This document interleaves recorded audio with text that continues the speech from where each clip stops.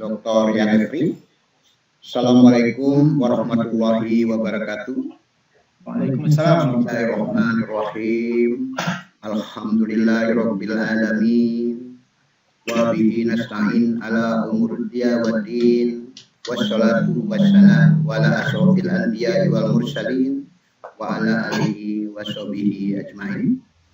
Allahumma sholli ala Muhammad wa ala ali Muhammad. Amma ba'du. Salam sejahtera buat kita semua, warga Oasis P2SDM yang dimuliakan Allah, yang berkenan hadir di hari pagi yang bahagia ini, Jumat Barokah, dalam keadaan sehat walafiat tentunya.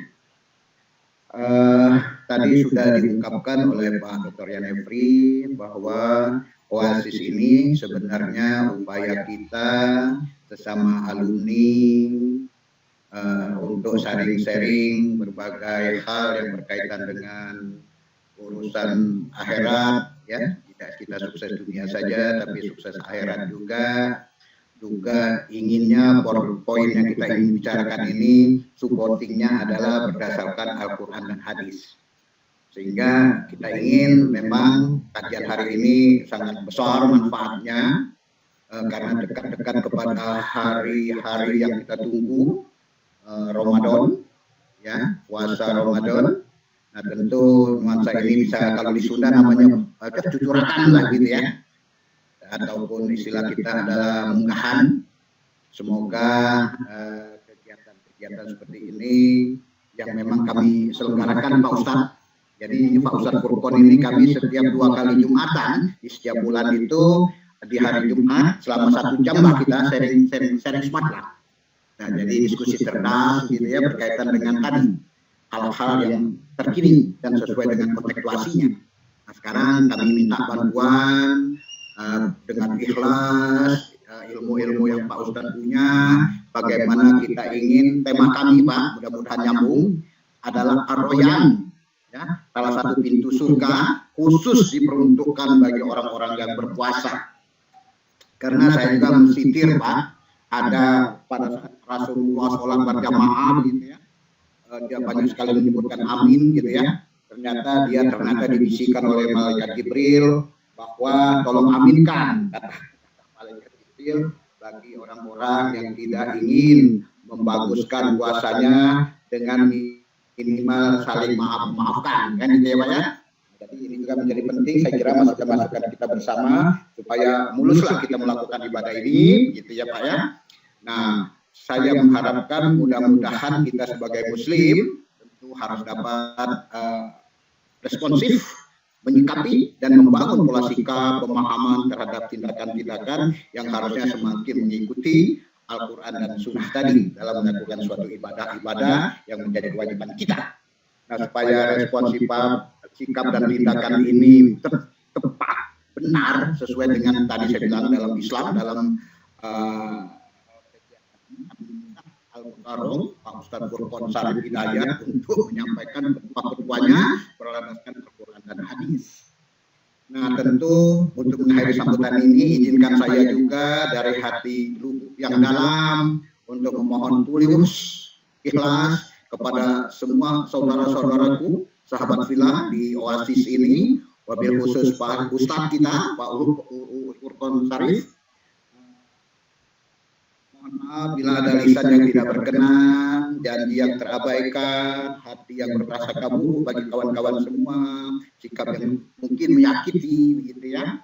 Mohon saya dan kawan-kawan P2SDM, IPB, University diberikan pintu maaf, sehingga kita betul-betul diberi kesempatan umur panjang yang barokah. Tadi Pak Jan bilang belum nyampe Ramadan, teman kita sudah dipanggil Allah Subhanahu wa Ta'ala. Dan bisa juga dipertemukan pada Ramadan kali ini. Allahumma barik lana fi balikna Ramadana waghfir lana dzunubana wa ilaihil nusur.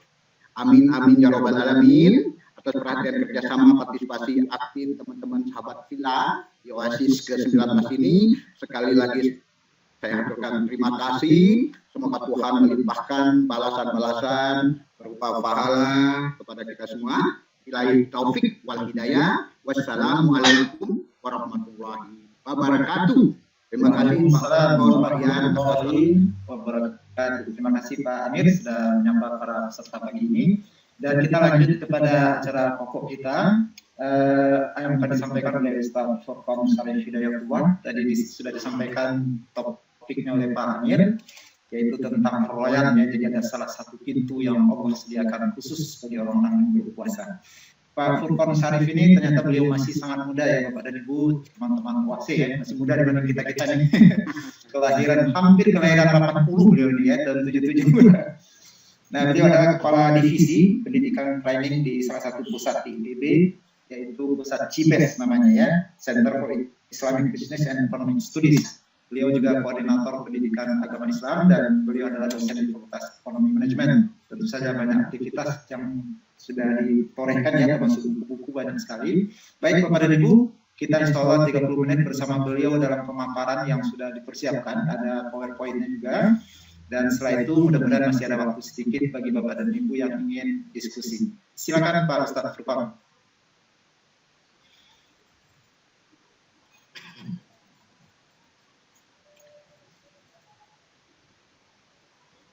Baik, jazakallah Pak Direktur dan Pak Amiruddin.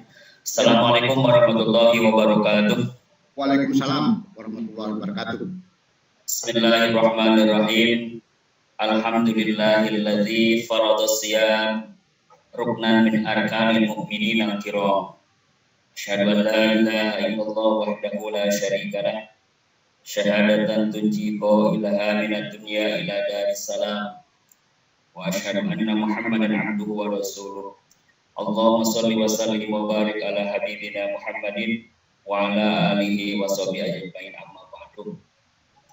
Untuk mukadimah saya mengikuti ke yang awal-awal Pak Bakhtiar dan Pak Amiruddin. Insyaallah tidak lama-lama ya untuk mukadimah.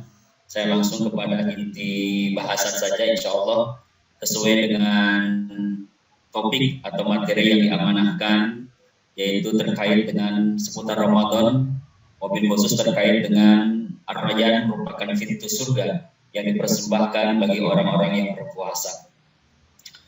Mengawali pembahasan ini, sekedar mengingatkan terlebih dahulu bahwasanya perjalanan kita itu sudah melalui beberapa stasiun, sudah melalui beberapa makom, ya, mulai dari alam ruh, alam rahim, hingga saat ini sekarang kita berada dalam posisi alam dunia. Dan tidak lama lagi tadi cerita dari Pak Bakhtiar, saudara kita juga yang berkeinginan kuat untuk menunaikan ibadah puasa, ternyata beberapa hari sebelumnya sudah meninggalkan kita semuanya. Nah, oleh karena itu kita bersyukur sampai saat ini masih diberikan oleh Allah Subhanahu wa taala kesempatan, marilah gunakan kesempatan ini untuk menyongsong masa depan. Jangka pendeknya adalah menghadapi Ramadan, karena para sahabat itu 6 bulan Bapak Ibu persiapannya, ya, 6 bulan persiapan para sahabat itu dengan berdoa kepada Allah agar disampaikan ke bulan Ramadan. Begitu selesai Ramadan, para sahabat itu 6 bulan merintih jiwanya, kekhawatiran ditolak amal ibadah selama Ramadannya. Jadi 6 bulan sebelum Ramadan, para salafus soleh itu berdoa kepada Allah, bermunajat kepada Allah agar sampai ke Ramadan. 6 bulan pasca Ramadan mereka berdoa agar amalan-amalan ibadahnya diterima oleh Allah Subhanahu wa taala. Luar biasa ya.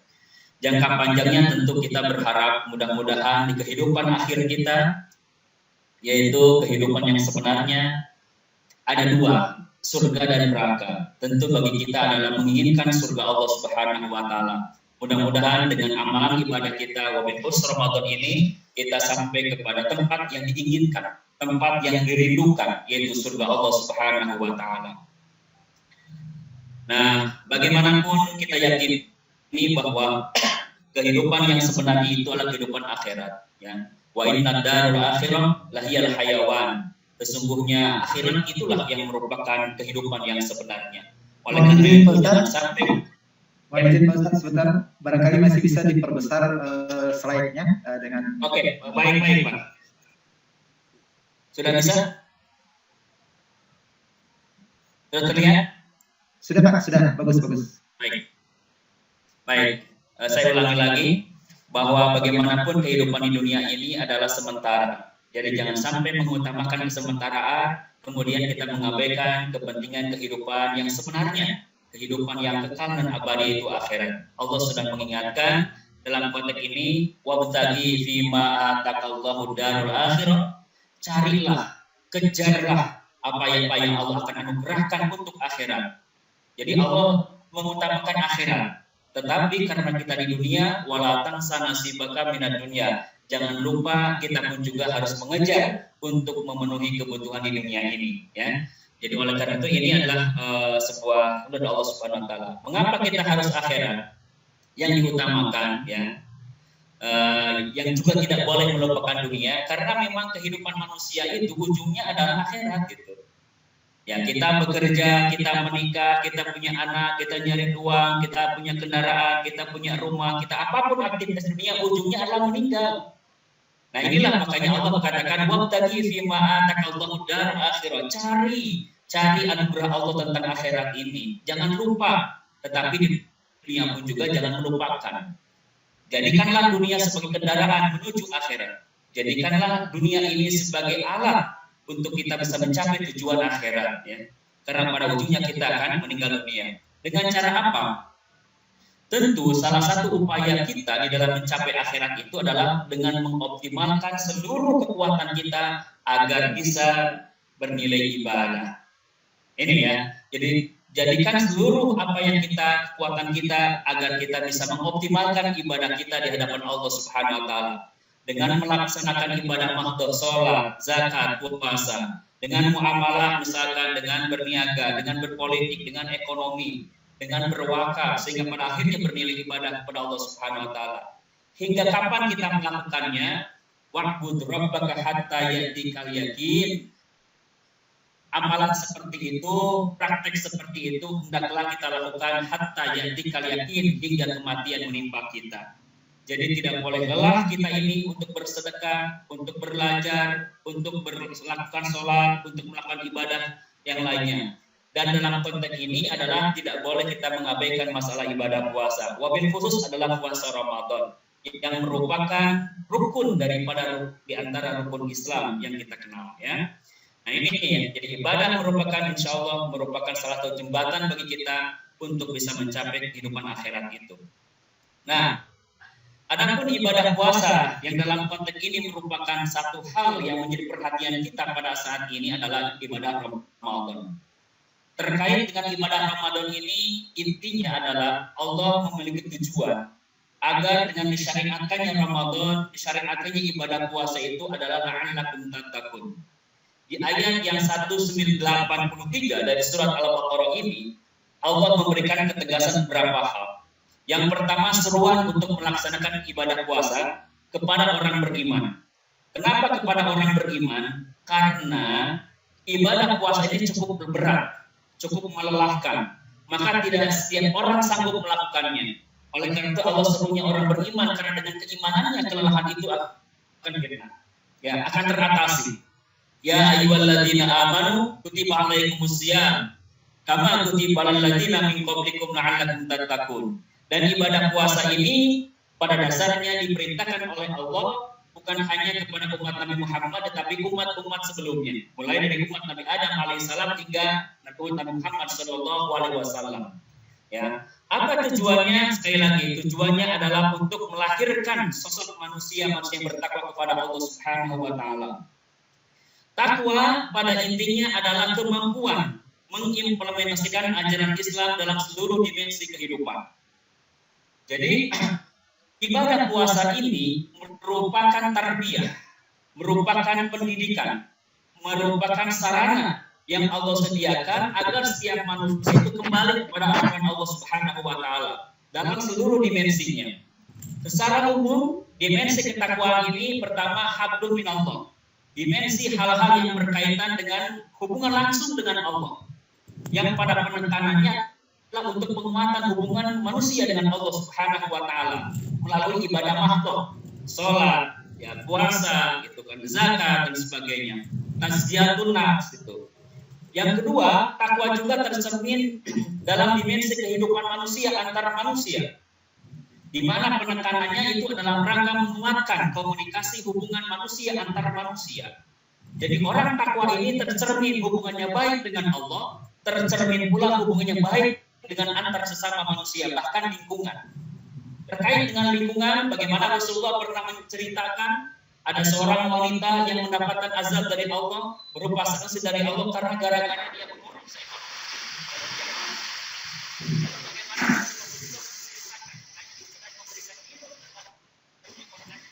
Kemudian orang yang dari Allah Subhanahu wa taala.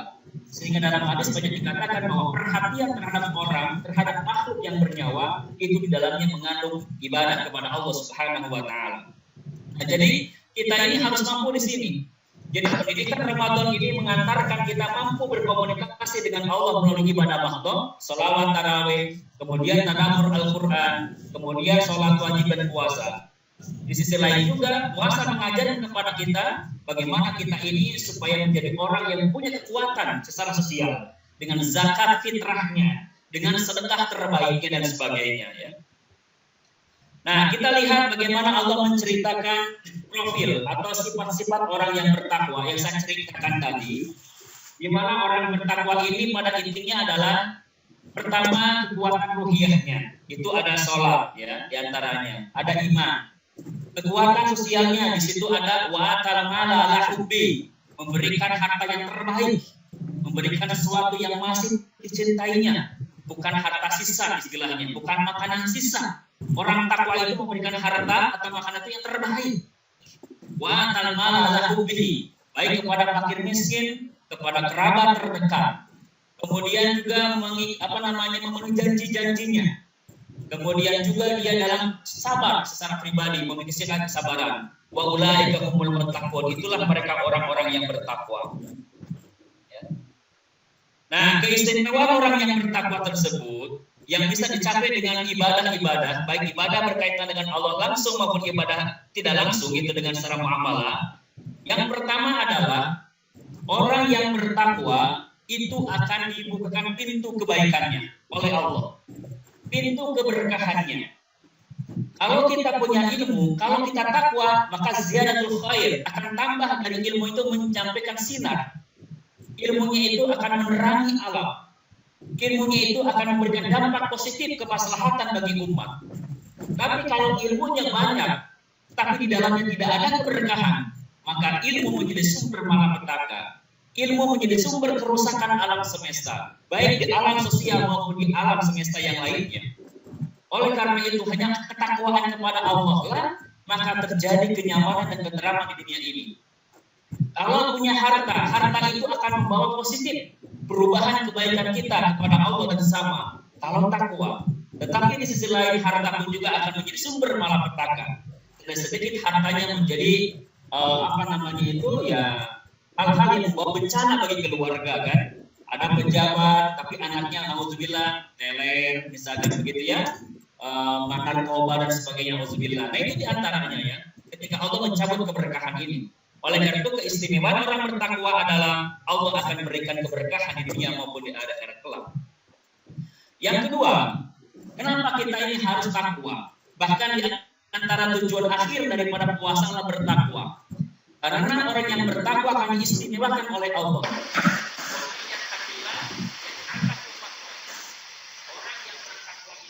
Akan diberikan solusi, jalan keluar dari setiap kemelut kehidupannya.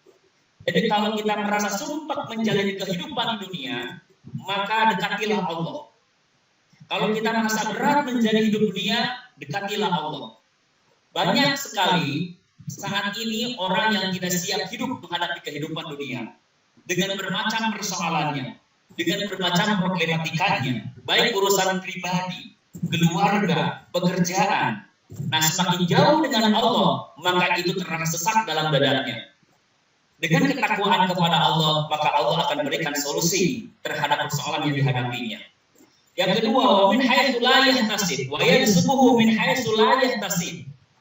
Kita sering menyangka bahwa rezeki itu semata-mata hasil usaha kita, real, terasa capeknya, terasa lelahnya. tapi kita sering lupa. Di balik itu Allah memberikan rezeki secara materi kepada setiap orang yang dikehendakinya dengan min haitsu la yahtasib, tanpa kita rencanakan dari mana sumbernya, tanpa kita duga dari mana sumbernya. Dan kira-kira ini justru yang lebih banyak dihadapi oleh kita. Kalau kita gaji kan mungkin ya Pak Bahtiar, kita tahu lagi gaji PNS, dosen, profesor berapa, ya kan? Terukur setiap bulan. Tapi kalau keperluan melebihi kapasitas itu, 2 bahkan 3 kali lipat.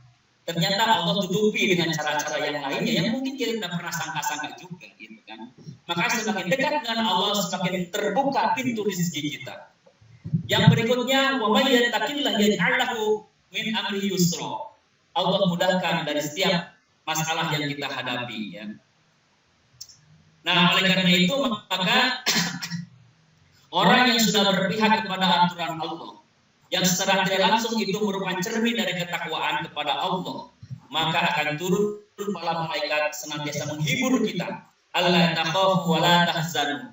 Jangan sedih, jangan khawatir. Jadi ya, ada turun para malaikat ini nanti yang membisikkan kepada kita, ya, untuk senantiasa menghibur kita, bahwa agar kita tidak boleh takut menghadapi apapun, kita tidak boleh bersedih ketika menghadapi situasi yang memang bersedih. Sedih ya boleh, manusiawi, tapi tidak berlama-lama. Kenapa? Karena malaikat selalu menghiburnya. Ini keistimewaan bagi orang-orang yang bertakwa, yang senantiasa mengimplementasikan ajaran Allah dalam kehidupan sehari-hari. Yang berikutnya, orang takwa itu adalah orang yang paling berhak untuk mendapat meraih surga Allah.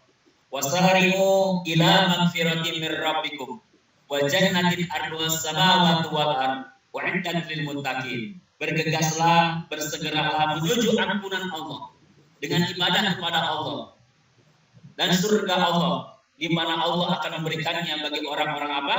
Lil muttaqin, 'indat lil muttaqin, ya. Jadi keistimewaan yang lain adalah orang-orang yang bertakwa. Kita ingat bagaimana Rasulullah SAW mengingatkan kita ketika seorang sudah meninggal dunia, maka setiap pagi bil ghadati wal asyi, pada setiap pagi, pada setiap sore itu dipertontonkan tempat tinggal kita nanti. Jadi orang yang meninggal pada saat ini hingga saat ini, di mana mereka sedang ada di alam barzakh, di alam kubur, mereka setiap pagi, mereka setiap sore diperlihatkan oleh Allah tentang tempat kediamannya nanti kelak.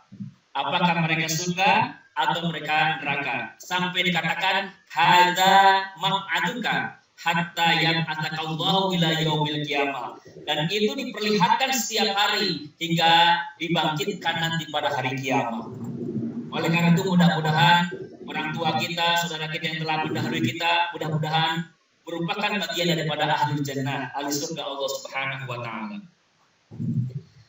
Nah, ketika berbicara masalah surga, ini sebelum surah Ar-Rayyan, ketika masalah surga nanti ternyata Bapak Ibu, kalau kita melihat Al-Qur'an, masuk surga itu sifatnya berkelompok-kelompok, bergelombang-gelombang. Di dalam Quran surat Az-Zumar ayat 73 Allah nyatakan, "Wasiqal ladzina taqaw rabbahum ilal jannah." Ketika digiring orang-orang yang bertakwa, ini ketika digiring orang-orang yang bertakwa menuju surga Allah, Zumaron, kondisinya adalah secara berkelompok-kelompok.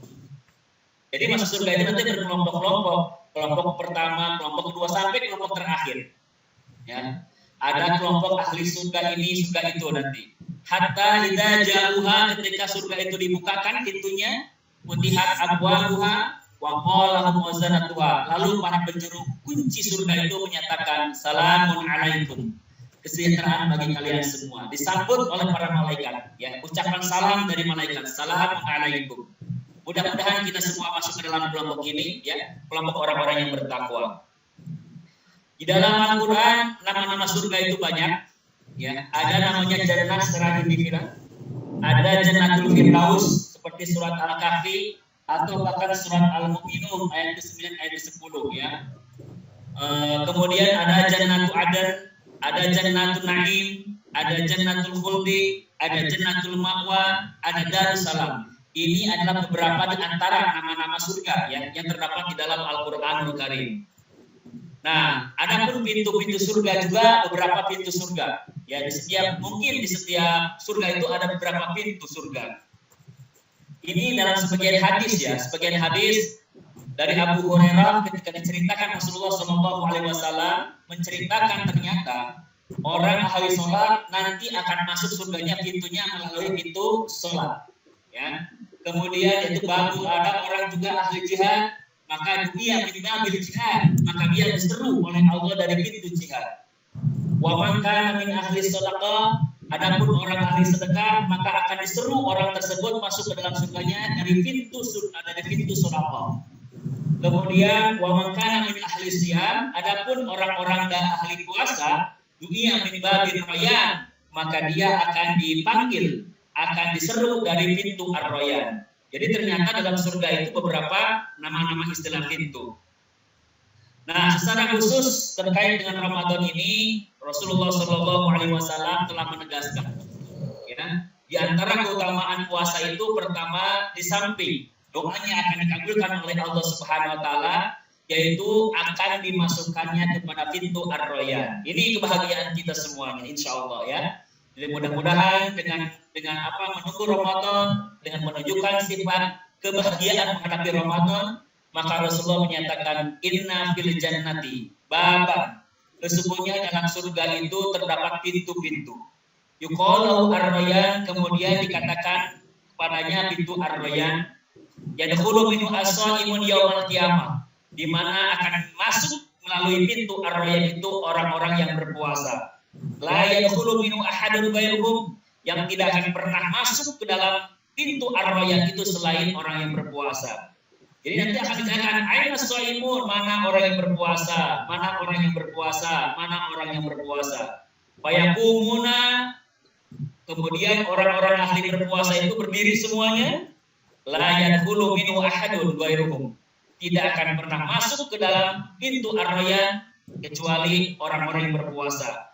Faida dakhalu ughliqa falam yadkhul minhu ahadun, apabila semua orang ahli ibadah puasa telah masuk semuanya, maka ughliqa, ditutuplah, dikuncilah pintu tersebut, falam yadkhul minhu ahadun, sehingga tidak bisa masuk satu orang pun. Nah, inilah seperti yang diungkapkan tadi bahwa di antara pintu surga itu yang cukup banyak itu yaitu ar-rayyan, di mana ar-rayyan ini diperuntukkan hanya orang-orang yang beribadah puasa. Menguatkan hadis ini, Rasulullah menyatakan juga dalam hadis yang lain, fil jannati thamaniyatu abwab. Di dalam jannah itu ada 8 pintu ya, ada 8 pintu surga.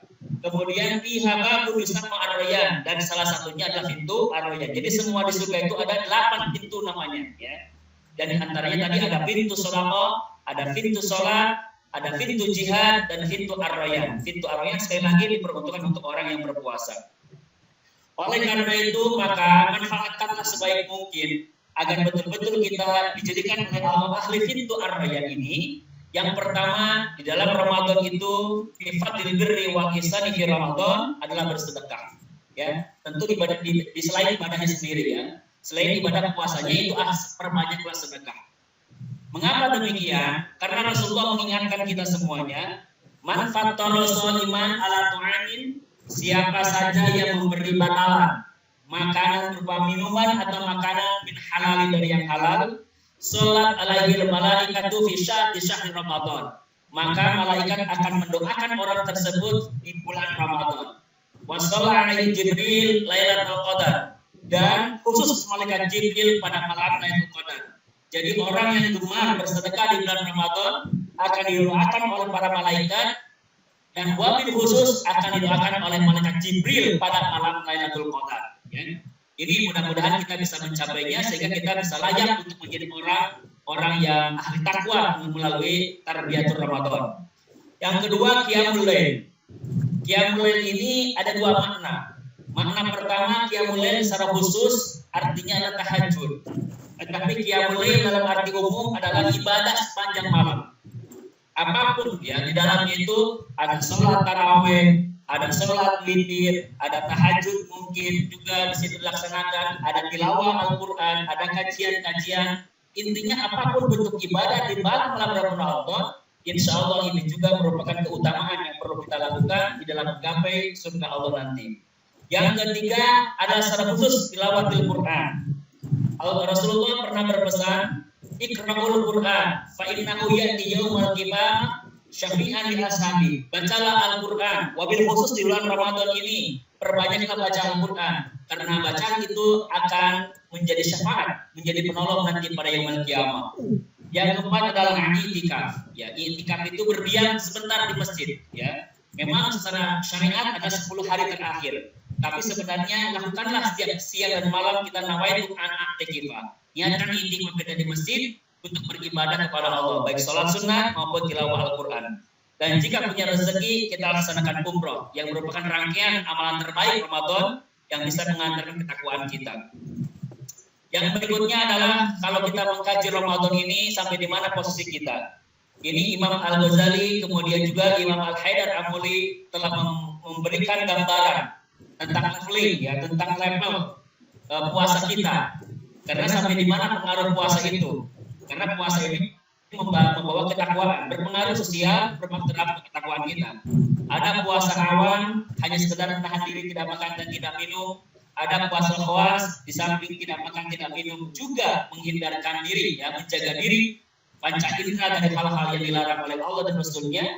Dan yang ketiga puasa khawas, di mana puasanya sudah meningkat kembali, bahwa hatinya betul-betul terpusat kepada Allah Subhanahu wa Ta'ala, ya. Nah, dalam istilah lain itu adalah puasa syariat, puasa thariqat, dan puasa hakikat. Ini perspektif Haidar Amuli, ini kajian tasawufnya. Nah, terakhir barangkali renungan saja ini, Mak, bahwa tipologi manusia yang beriman itu sampai kapanpun itu akan selalu ada 3 tipe. Yang pertama ada tipe faminhum zalimun li nafsi. Ada tipologi orang yang menzalimi dirinya. Tipologi menzalimi dirinya itu dalam tafsirnya adalah orang yang lebih banyak maksiatnya ketimbang amal kebaikannya. Jadi lebih unggul keburukannya daripada kebaikannya. Lebih unggul nilai maslahatnya daripada amal kebaikannya, ya. Kemaslahatnya lebih jauh lebih ringan. Yang kedua, wa minhum muqtasid. Gambarannya orang relatif seimbang. Antara baik dan buruknya relatif seimbang. Dan yang ketiga, wa minhum sabiqun bil khairat. Di antara mereka ada orang yang selalu bergegas kebaikan. Ini dalam tafsir ditegaskan, orang semacam ini, level ini adalah orang yang kebaikannya lebih unggul daripada keburukannya. Ya, jadi orang bertakwa itu bukan orang yang tidak pernah berbuat salah. Sempat berbuat salah pun, tetapi dia segera bertaubat kepada Allah sehingga menjadi kebaikan lagi. Nah, oleh karena itu maka silakan kita posisikan diri kita. Mudah-mudahan Ramadan kali ini adalah Ramadan yang bisa mentarbiyah kita, mendidik diri kita sehingga kita menjadi kelompok yang ketiga, sabiqun bil khairat, terdepan dalam keunggulan kebaikan kita sehingga layak kita menjadi orang takwa yang pada akhirnya bisa masuk kepada pintu ar-rayyan tersebut. Wallahu a'lam. Baik, Bapak Ibu, saya kira itu saja yang bisa disampaikan. Terima kasih kepada semuanya. Mohon maaf bila ada kekurangan. Wassalamualaikum warahmatullahi wabarakatuh. Waalaikumsalam warahmatullahi wabarakatuh. Terima kasih Ustaz Furqan. Alhamdulillah pagi ini Bapak dan Ibu semua, teman-teman, sahabat OASE, kita mendapatkan pencerahan, ya, penyejuk hati. Memang benar ya, mengaji itu menyejukkan hati. Bapak dan Ibu, jadi luar biasa tadi beliau sampaikan secara sangat padat, ya, hal-hal yang sangat penting bagi kita dalam menghadapi Ramadan yang semoga kita masih akan hadir di Ramadan ini secara lengkap, mudah-mudahan Bapak dan Ibu. Nah, ada sedikit poin-poin, ya, yang sempat saya catat, ya, yang sangat berkesan bagi kita tentunya, yaitu ada ternyata keistimewaan orang-orang yang bertakwa, ya, tadi disebutkan banyak sekali, tapi saya catat 4 di antaranya. Yang pertama akan terbuka kebaikan baginya, sehingga akan ada kenyamanan, akan ada di dalam dirinya suatu rasa yang kebahagiaan dirasakan oleh orang-orang yang berbaik, orang yang bertakwa itu. Yang kedua, dia akan diberikan solusi. Ini yang sangat dibutuhkan oleh kaum muslimin, ya. Jadi selalu orang bertakwa itu diberikan solusi oleh Allah, ya. Jadi yang hatinya sempit menjadi lapang, yang hidupnya terasa berat menjadi ringan. Yang ketiga, diberi rezeki dari arah-arah yang tidak terduga. Nah, kemudian yang keempat ini yang hari ini menjadi topik utama kita, yaitu orang-orang bertakwa itulah yang berhak mendapatkan surga Allah. Dan maka dia setiap pagi dan sore di dalam kubur, kita juga nanti kalau wafat tentu saja sama hal seperti itu akan diperlihatkan kepada kita pagi dan sore di manakah tempat tinggal kita kelak setelah yaumil akhir. Ya, alam kubur itu tentu belum yaumil akhir ya, itu masih pertengahan. Nanti pada hari berbangkit di sana kita akan ditempatkan. Nah, kemudian ada yang juga sangat penting tadi diantaranya beliau sampaikan, yaitu cara-cara ya, trik ya, tips ini yang penting bagi kita ini, semoga bisa kita lakukan pada Ramadan ini agar kita termasuk orang bertakwa itu, agar kita termasuk yang mendapat fasilitas surga mudah-mudahan ya. Yaitu yang pertama tentu saja ibadah puasanya sendiri. Yang kedua, memperbanyak sedekah, karena orang memperbanyak sedekah itu didoakan oleh para malaikat. Dan kemudian yang ketiga, qiyamul lail, ibadah sepanjang malam ya. Jadi maksudnya banyak sekali jenis ibadah yang bisa dilakukan pada malam Ramadan itu, dan membaca Al-Quran ya. Kemudian iktikaf, dan yang terakhir tadi umrah ya kalau memungkinkan. Baik Bapak dan Ibu, jika ada yang ingin bertanya, kita masih ada waktu kira-kira 10 menit. Saya bacakan satu pertanyaan terlebih dahulu. Bapak dan Ibu yang ingin bertanya nanti boleh tulis di chat ya. Pertanyaannya adalah begini Ustaz. Jadi apakah tadi sudah dijelaskan tentang ar-rayyan ya, pintu yang sangat spesial ya, disediakan untuk orang-orang yang berpuasa itu. Apakah semua orang berpuasa itu jadi lengkap ya, tidak ada yang bolong satupun? Apakah semuanya akan berkesempatan masuk pintu ar-rayyan itu, Ustaz? Itu pertanyaan yang pertama. Silakan Ustaz. Apakah setiap orang yang berpuasa?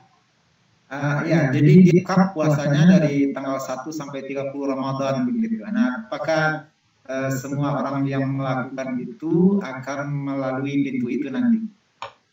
Ya, pintu ar-rayyan itu. Baik, terima kasih jazakallah.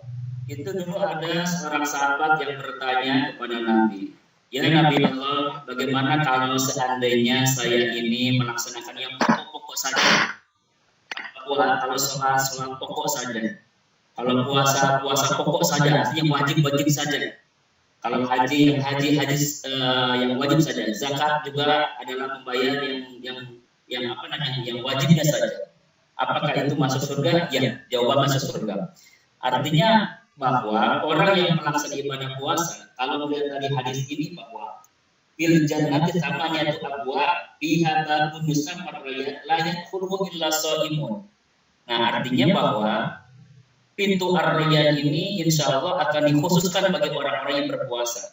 Nah, oleh karena itu, siapapun yang melaksanakan ibadah puasa, maka bagi dirinya ada besar kemungkinan bisa masuk mendapatkan surga melalui pintu ar-rayyan ini. Tetapi nanti sebenarnya ada juga orang-orang yang memang bisa masuk surga melalui pintu manapun. Nah ini ya, seperti dalam hadis yang tadi dibacakan dari Abu Hurairah itu adalah ketika Rasulullah menyatakan bahwa pintu jihad untuk orang jihad, pintu sholat untuk orang sholat, pintu sedekah untuk orang sedekah, pintu ar-rayyan untuk orang puasa. Kemudian Abu Bakar bertanya, ya Rasulullah, apakah juga akan ada orang yang bisa masuk surga melalui pintu manapun? Kata Rasulullah, ya, na'am.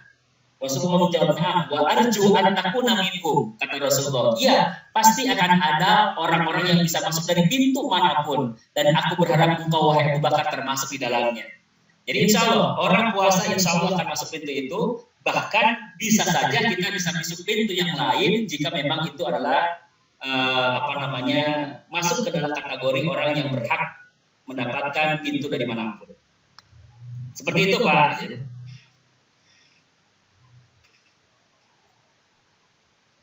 Terima kasih Pak Ustaz. Ya, alhamdulillah jawabannya demikian ya, mudah-mudahan kita termasuk dalam hal itu. Nah, ada satu pertanyaan nih dari Pak Muhammad Helmi. Bagaimana ketika berwudu ya melakukan istinsyak dalam kondisi berpuasa? Jadi teknik-tekniknya Pak, supaya mungkin maksud beliau tidak terhirup ya. Sementara istinsyak itu kan memang bersungguh-sungguh menghirup air pada saat berpuasa? Silakan Ustaz. Ya. Baik, pada dasarnya ini kajian fikih yang terkaitan dengan masalah puasa juga berkaitan dengan masalah sholat ya secara langsung. Ya, waktu insyak itu adalah menghirup air ke hidung. Ya. Pertama memang tetap disunahkan, artinya kita harus melakukannya. Dan yang kedua, di sisi lain kita harus hati-hati karena berkaitan dengan ibadah lain, ibadah puasa. Nah, bagaimana caranya? Kira-kira sampai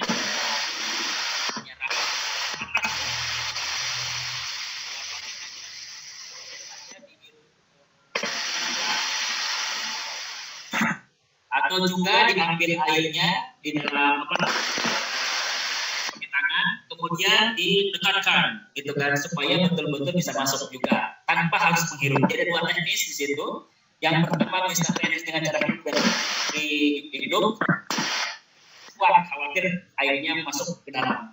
Yang kedua, teknik yang kedua, kemudian didekatkan pada hidung sehingga tetap masuk airnya tanpa harus dihirup. Saya kira itu lebih relatif amannya. Baik, terima kasih Pak Ustadz. Jadi ada sedikit gangguan suara barusan, tapi sepertinya prinsip yang beliau sampaikan bahwa diupayakan jangan sampai terhirup sampai masuk ke dalam rongga mulut, begitu ya prinsipnya. Baik Pak Ustadz, ini dari Pak Agung berikutnya, Pak Agung dari Kudus beliau. Salah satu tolak ukur kedekatan kita kepada Allah adalah kita sangat merindukan datangnya bulan Ramadan. Nah, kemudian bagaimana caranya rasa rindu itu tumbuh begitu kuat dalam diri kita, begitu Ustaz. Jadi gimana caranya biar rasa rindu itu memang menggelora gitu dalam diri kita bahwa kita menunggu Ramadan? Baik, mungkin salah satu daripada menumbuhkan kerinduan terhadap Ramadan itu yang pertama dengan memahami tentang keistimewaan Ramadan itu sendiri, memperhatikan keagungan Ramadan itu sendiri, di mana Ramadan itu Abu Bakar Jabil Al-Jazairi pernah mengungkapkan dalam bukunya Minhajul Muslim itu bahwa Ramadan itu adalah sebuah bulan yang di dalamnya ada ibadah puasa, ya, yang dengan puasa itu secara tidak langsung kita lihat di Ramadan ini, ya, gelora semangat ibadah luar biasa kan. Nah, kalau biasanya hari-hari biasa untuk ibadah sholat saja kita agak sedikit terlambat, agak sedikit melalaikan, tapi lihat di Ramadan. Jadi suasana Ramadan itu membawa kita, menggiring kita, mengkondisikan kita tanpa disuruh oleh siapapun, tapi dia tergerak. Nah, dengan melihat situasi itu secara otomatis akan tumbuh kita. Bagi orang-orang yang beribadah kuat kepada Allah, pasti akan merindukan hal itu. Kenapa? Karena ada lagi tarbiyah terhadap dirinya. Ya. Kemudian yang kedua, kebersamaan. Ya, makan kebersamaan di rumah itu luar biasa juga. Kemudian juga sosial, bagaimana perhatian satu sama lain. Begitu juga dengan tilawah Al-Quran. Yang pengen kata, dengan adanya semua situasi kondisi dengan datangnya Ramadan akan meningkatkan kita, maka insya Allah bagi orang yang ingin baik, bagi orang yang ingin meningkatkan kualitas hidupnya, pasti itu adalah sebuah waktu suasana yang akan didambakan. Lain ceritanya kalau orang tidak punya niat untuk apa? Untuk apa? Untuk meningkatkan kualitas dirinya, maka Ramadan akan lewat begitu saja. Nah, saya teringat dengan pengalamannya John Alanson. Beliau adalah kebangsaan Inggris. Beliau adalah orang Inggris. Suatu ketika beliau mendapatkan tugas mengajar. Dia ahli arsitek dan juga ahli sastra. Nah, ke Pakistan. Dan pada saat itu kebetulan sudah masuk ke waktu Ramadan, puasa. Jadi ketika melihat orang-orang di sana ibadah puasa, si John Alanson ini mengatakan, gila umat Islam ini, sudah cuacanya panas, ekstrim, kok tidak makan, tidak minum pada siang hari. Nah, tapi seorang ilmuwan tidak hanya sekedar mencaci maki, tidak memperolok-olok, tapi dia berpikir, tapi kenapa ya tidak makan, tidak minum pada siang hari, tapi dia luar biasa, itu kerjanya tinggi sekali. Nah, akhirnya rangsanglah dia waktu itu, si John Alanson ini, untuk mengikuti. Sebagai seorang ilmuwan, dia melatih diri, tidak makan, ikut-ikutan tuh, tidak makan sehari, yang namanya orang baru pertama kali ya, dalam usia 70 tahun, nah sepoyongan, hampir nyaris tidak kuat, tapi dia paksakan, sebagai seorang ilmuwan yang jujur, dia paksakan, harus merasakan puasa. sehari, 2 hari, sampai 4 hari. Nah, begitu puasa 4 hari, tapi tentu bukan ibadah dia puasanya, tapi hanya sekedar tidak makan dan tidak minum. Akhirnya dia menyatakan, wah ternyata luar biasa dengan puasa ini terhadap kesehatan, terhadap nilai spiritual, terhadap juga akal dalam berpikirnya. Tak lama kemudian dia memutuskan akan mencari seorang guru, akan menjadi orang yang bisa membimbing tentang ajaran Islam ini. Cerita singkatnya, dia mencari seorang dan alhamdulillah ketemu oleh seorang dan diajari tentang Islam. Kemudian dia masuk Islam. Subhanallah, dalam rentang 4 belajar dan 4 hari ibadah puasa bisa mengantarkan kepada masuk Islam. Artinya puasa kalau disungguh-sungguh itu meningkatkan kualitas hidup kita. Jadi insya Allah, makanya para sahabat itu sebelum betul-betul merindukan puasa itu 6 bulan menyiapkan bermacam cara, ya, macam cara untuk supaya betul-betul masuk ke dalam Ramadan ini. Insya Allah. Nah, cara yang kedua, ini ada 4 hari lagi Pak ya, ada 4 hari lagi atau 3 hari lagi.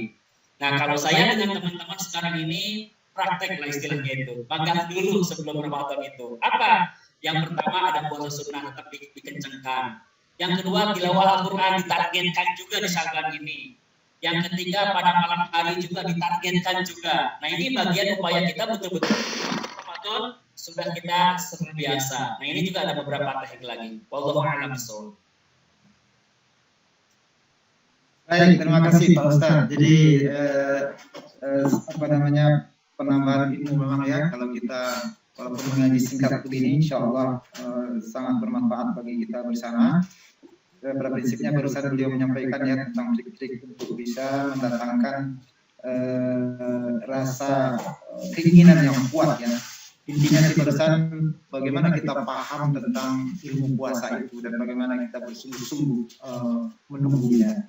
Nah, masih ada Pak Ustadz pertanyaannya, memang sudah hampir habis waktu kita, tapi saya bacakan sih ada 2-3 pertanyaan lagi, yaitu ini dari Ibu Vigo Selvi. Jadi kalau misalkan pintu surga itu banyak, lalu seseorang memang melakukan upaya-upaya untuk yang berkesesuaian dengan jenis-jenis pintu itu, misalkan sedekahnya pintu kuat, ikhlas, terus rutin, puasanya juga sangat baik dipersiapkan. Pertanyaan beliau, pintu surga mana nanti tempat lewatnya gitu Ustaz?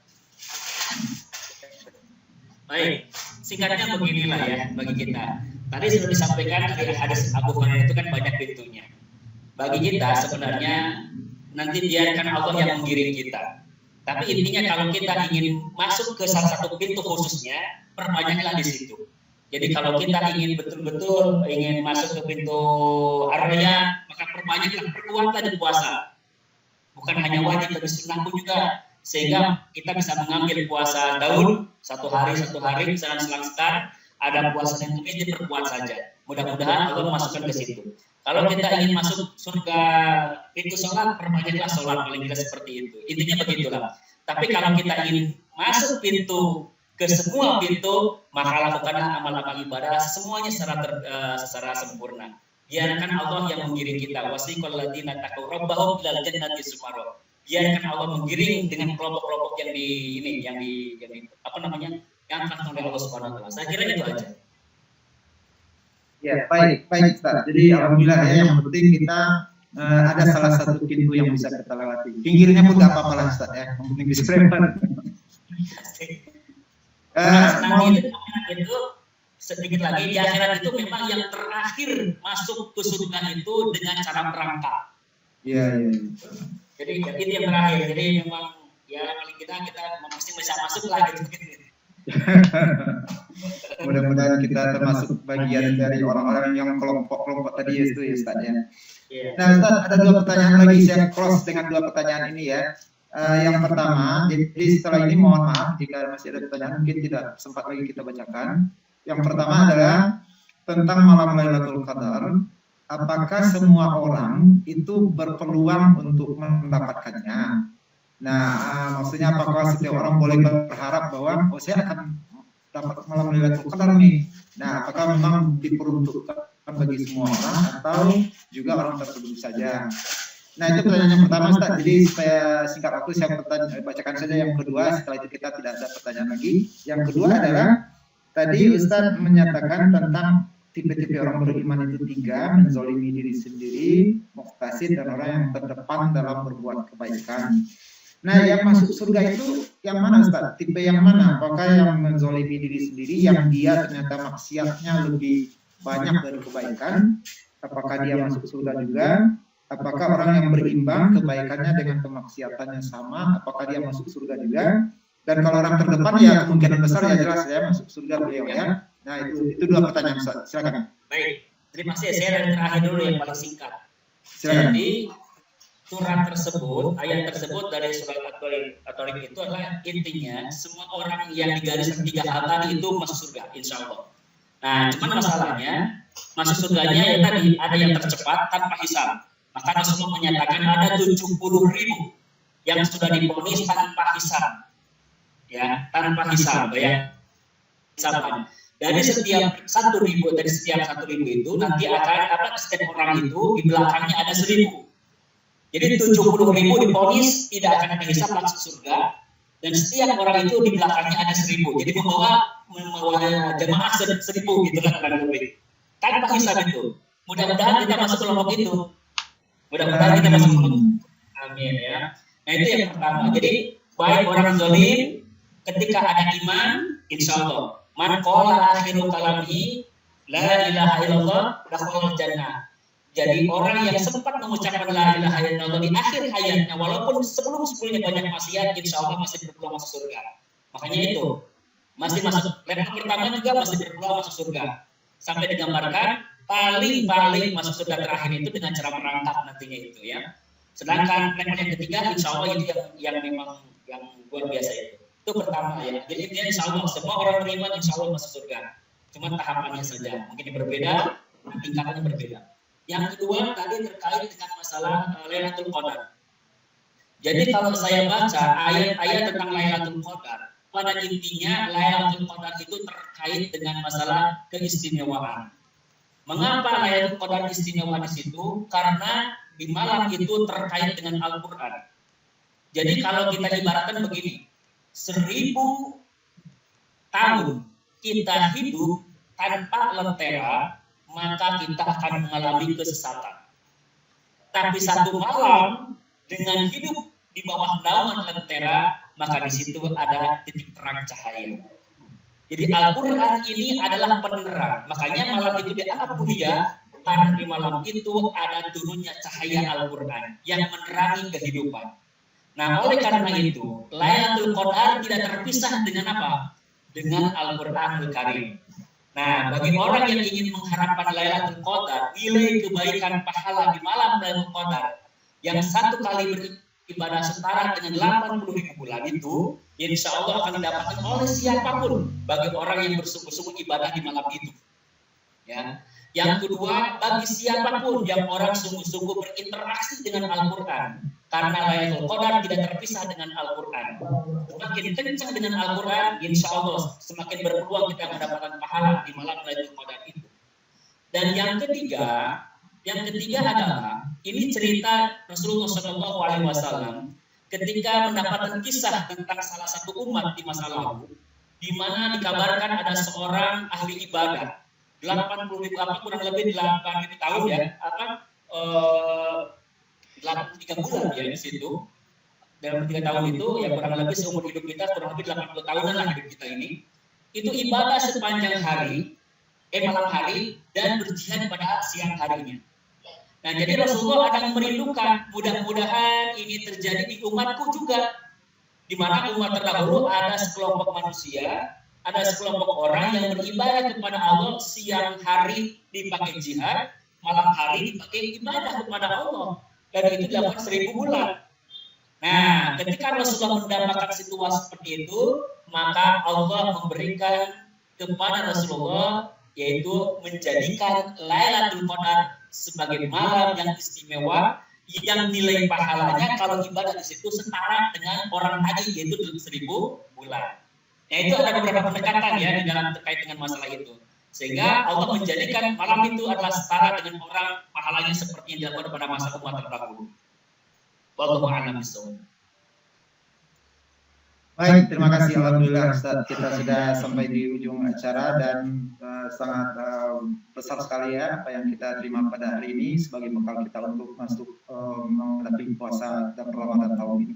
Baik Bapak dan Ibu, karena waktu sudah pukul 9, kita punya acara yang lain, Bapak dan Ibu juga punya aktivitas lain. Persilakan Pak Amiruddin untuk menutup barangkali dan menyampaikan hal tertentu untuk Ustaz kita.